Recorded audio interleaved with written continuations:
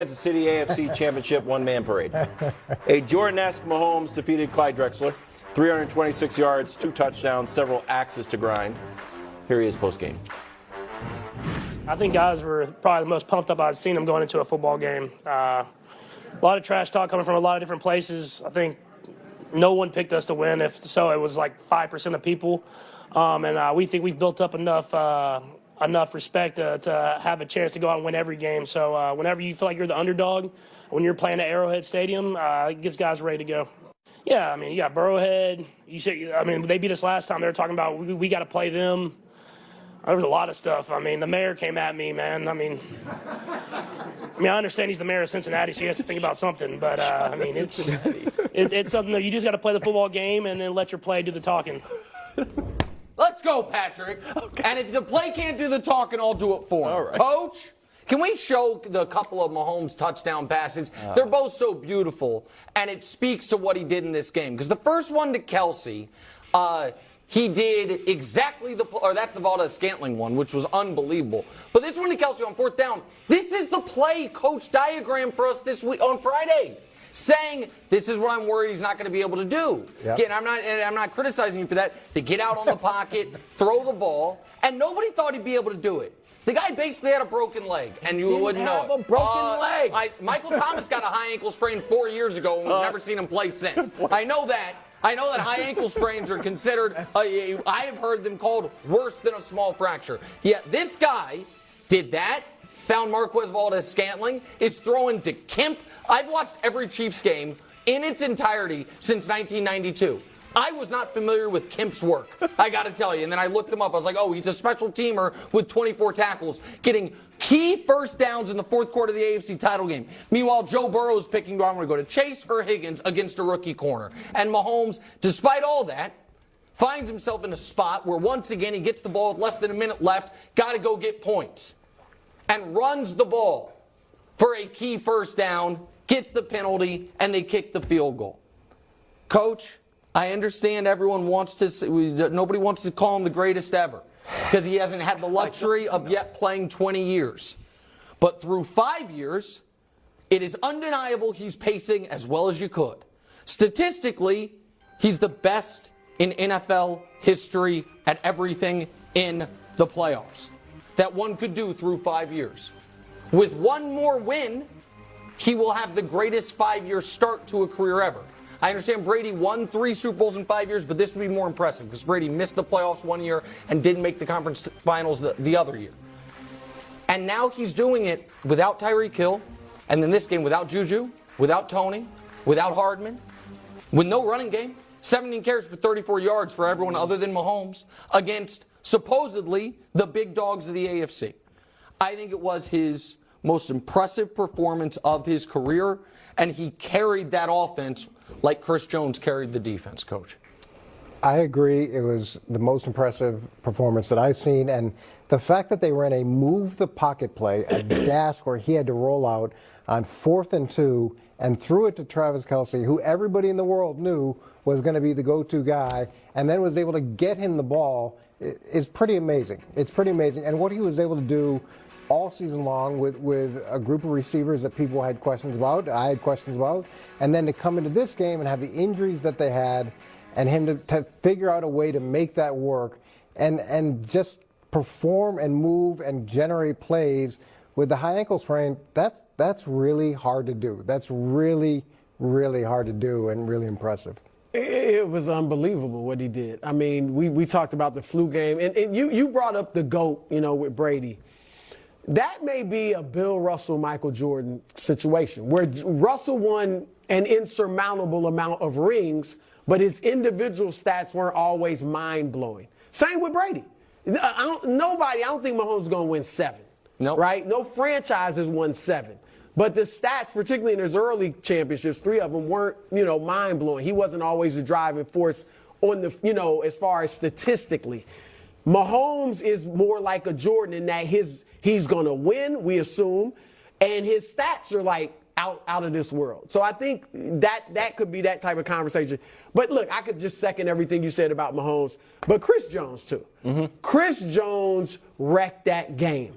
And he showed that I don't think he'll be the defensive player of the year. Nicky I think they Bosa's gonna vote. win. Yeah, I think they vote at the end of the regular Yeah. season. But this could be a situation where, because of the playoffs, like you see sometimes in the NBA, people are like, how could Chris Jones not be the defensive player of the year? He's a remarkable player. I mean, he only had 2 sacks, but he had, I think, 5 QB hits, Yep. 8 pressures, something like that. I mean, and they had to double team him a lot, which opened it up for other guys on the line. Like, he controlled that game defensively. Obviously, the late sack in the last, Yeah, no play was bigger than that. Oh, my gosh. So can It I was just, unbelievable. I'll be very quick here. The Chiefs had 4 first-team All-Pros. We talk about Mahomes, he gets his flowers begrudgingly from some, but eventually always.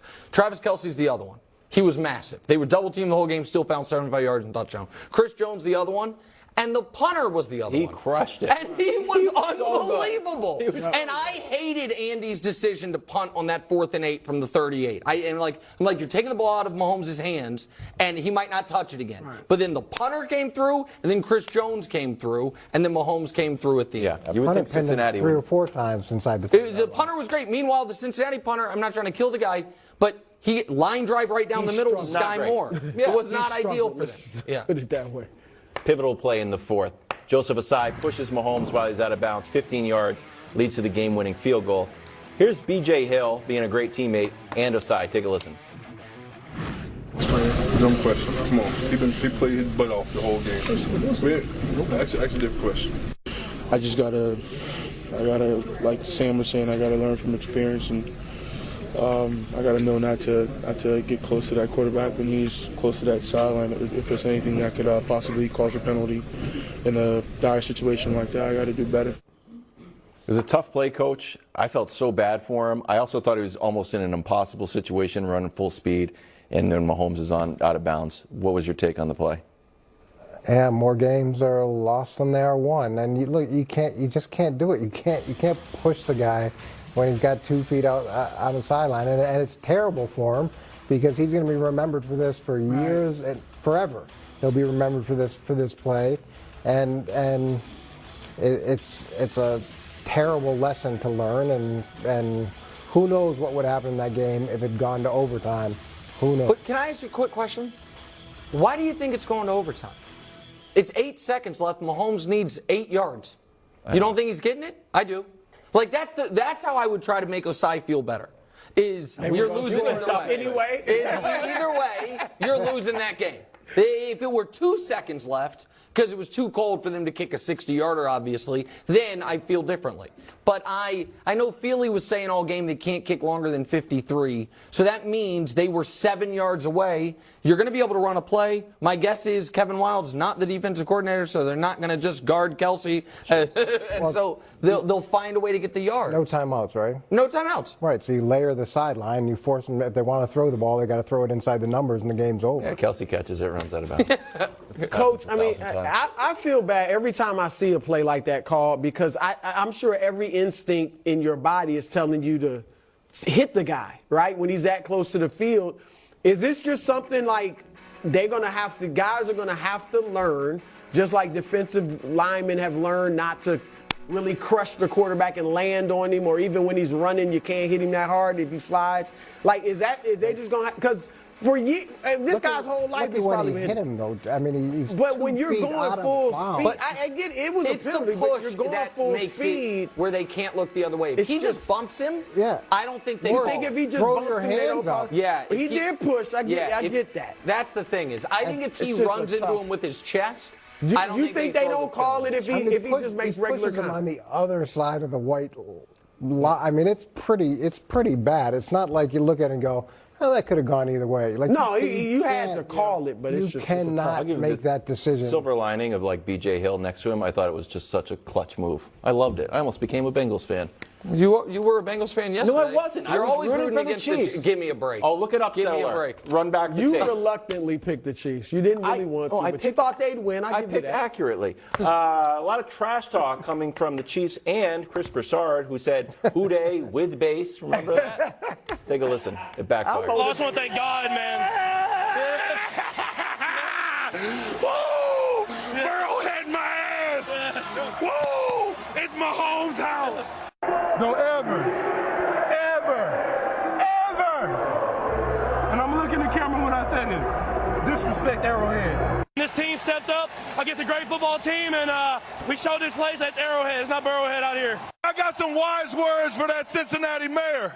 Know your role and shut your mouth, you jabroni.